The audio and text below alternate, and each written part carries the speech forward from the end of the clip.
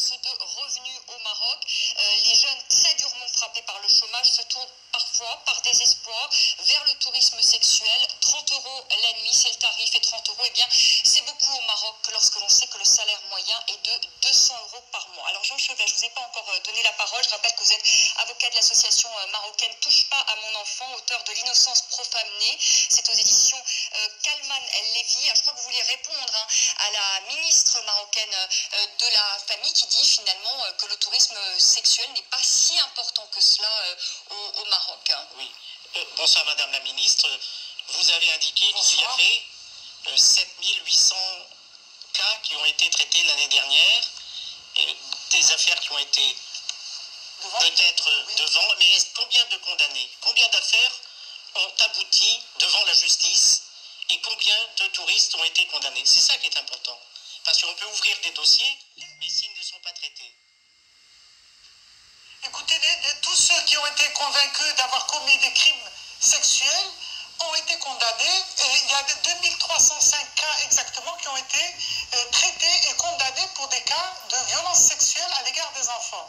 Ce que je dis, c'est qu'au Maroc, nous avons la promotion du tourisme responsable qui prend compte des droits de l'enfant, des droits de l'homme d'une façon générale et de l'environnement. Et le tourisme sexuel n'est pas toléré. Il n'y a pas de complaisance, je le dis clairement.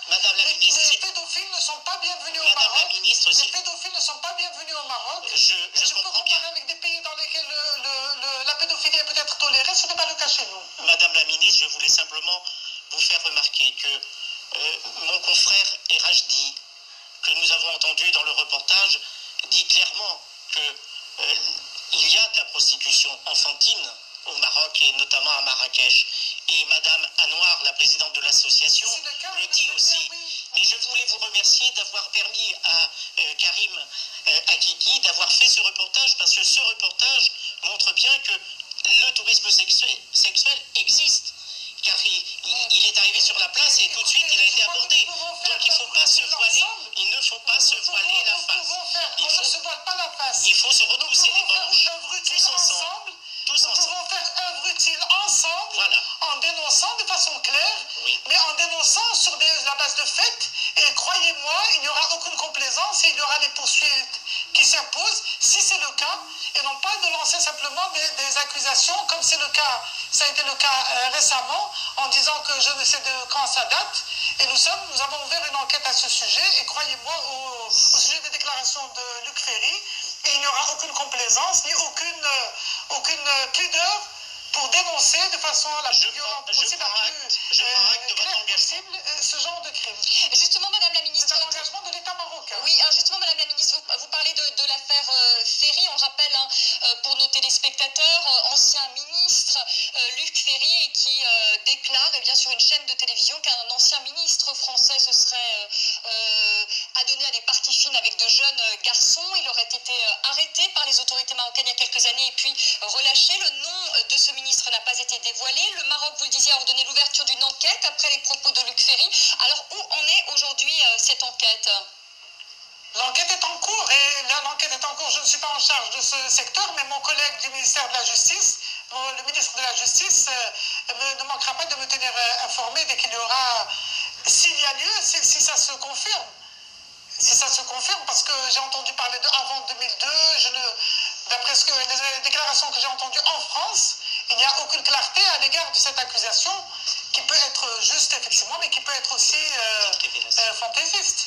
Jean Chevet, qui a également, il faut le dire, avec votre association, déposé plainte contre X pour exploitation sexuelle de mineurs et non-dénonciation après les propos de Luc Ferry, je crois que vous avez quelque chose à nous dire. Oui, à l'association Touche pas à mon enfant, on fait une petite enquête aussi. On n'a pas les moyens de la police ou de la justice, mais ce que je peux vous dire ce soir, c'est que les faits seraient de 1999. Pas 2002, pas 2000, 1999. Et ce jour-là, le ministre en question a été arrêté et emmené dans un commissariat. Et relâché sur intervention d'autorités françaises et marocaines. Ce que je veux dire, c'est que ce passage au commissariat a laissé forcément des traces. Alors il suffit de rechercher les archives.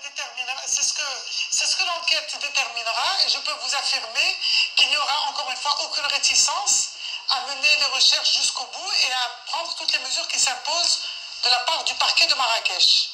Madame la ministre, il y a une question d'un internaute, Abdelzouaed Ben. Il dit: je suis marocain et je m'offusque du tourisme sexuel que viennent pratiquer certains officiels venant du Moyen-Orient en sachant que ce n'est un secret pour personne. Qu'est-ce que vous pouvez répondre à ce jeune Marocain?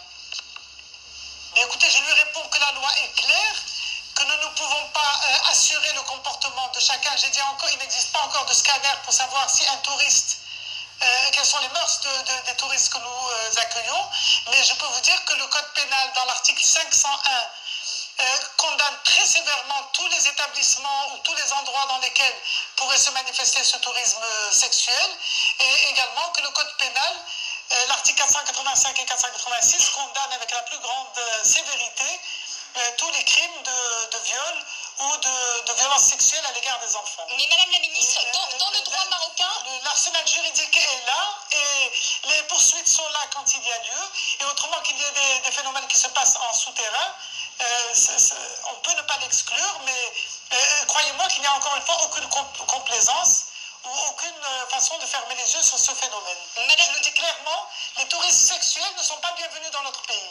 Alors comment se fait-il que dans le droit marocain, il n'y a pas de texte de loi qui condamne le tourisme sexuel, que la notion de tourisme sexuel ne soit pas mentionnée? Est-ce que vous envisagez des modifications? Si madame, non madame, excusez-moi, j'ai devant mes yeux l'article 501 du code pénal qui punit d'emprisonnement de 4 à 10 ans les actes suivants: posséder, gérer, exploiter, diriger, financer, etc. tout établissement public ou habituellement fréquenté par le public, etc. Ou en encourageant le tourisme sexuel. C'est-à-dire qui tolère des pratiques qui pourraient s'apparenter au tourisme sexuel.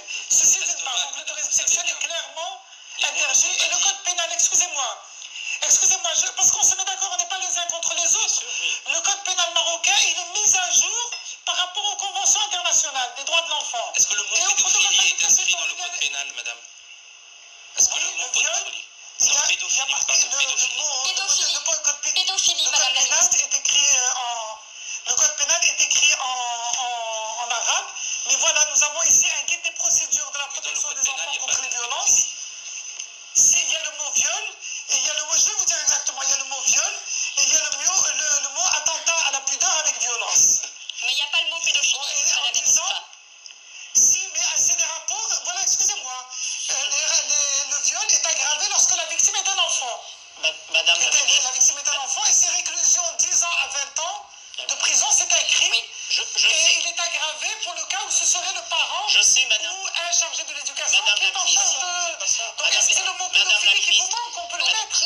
Madame la ministre, si je peux me permettre, ce que je voulais dire, c'est que à Marrakech notamment et à Agadir, le problème c'est qu'il y a beaucoup de petits arrangements contre de l'argent qui évitent les poursuites. La corruption. La corruption de tout le monde. Je vous demande, et je sais que la société civile mène un travail admirable dans notre pays, et que si en cas de dénonciation, croyez-moi, il n'y aura aucune complaisance encore une fois, et nous avons nos unités de protection de l'enfant, dont une se trouve à Marrakech, et dans lesquelles on coordonne entre les actions de la Sûreté nationale, du ministère de la Santé et du ministère de la Justice pour protéger les enfants contre la violence. Je vous invite à venir faire état de cas que vous auriez constatés, et à ce moment-là, on pourra suivre ensemble l'affaire et voir quelle sera l'attitude des autorités. Quant à lancer, disons, des choses qui sont d'ordre général et qu'on peut supposer sans en avoir les preuves et sans en mettre à la disposition de la justice. Madame la ministre, Madame la ministre, je vois qu'on revienne sur ce reportage, mais ce qu'on peut dire tout de même, et c'est là où on est étonné, c'est que sur la plage d'Emma Efna, ce que disait Karim dans son reportage, il y a 16 caméras, il y a la police touristique, et sous les yeux de cette même police, eh bien, on voit des enfants embarqués par des adultes. C'est quand même ce qu'on voit en image. Jean Chevet, maître Chevet, qu'est-ce que le... Je n'ai pas vu votre reportage, mais les images sont là, c'était en caméra cachée, c'est ce qu'on voit. Maître Chevet, qu'est-ce que le gouvernement marocain peut faire pour protéger aujourd'hui ces jeunes concrètement? Je crois qu'il y a d'abord tout un travail de prévention à mettre en place.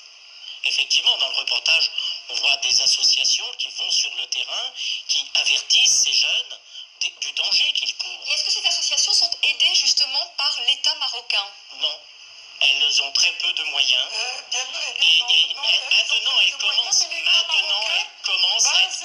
Excusez-moi, parce que Maintenant, elles commencent à être soutenues. Elles commencent à être soutenues maintenant. Je crois qu'on va dans le bon sens. Vous allez dans le bon sens. C'est bien d'encourager. C'est bien. Vous allez dans le bon sens. L'association Touche pas mon enfant ne demande que ça, et les autres aussi, j'imagine, de travailler la main dans la main pour protéger ces enfants.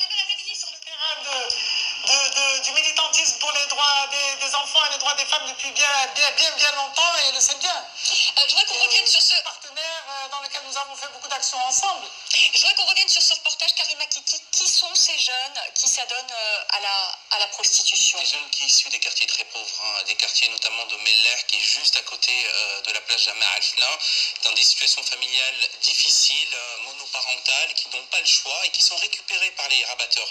Ce qu'il faut comprendre, comment marche le système. Le système, il y a des rabatteurs qui viennent sur la place, qui identifient des touristes et qui leur proposent d'abord de la prostitution, j'allais dire classique.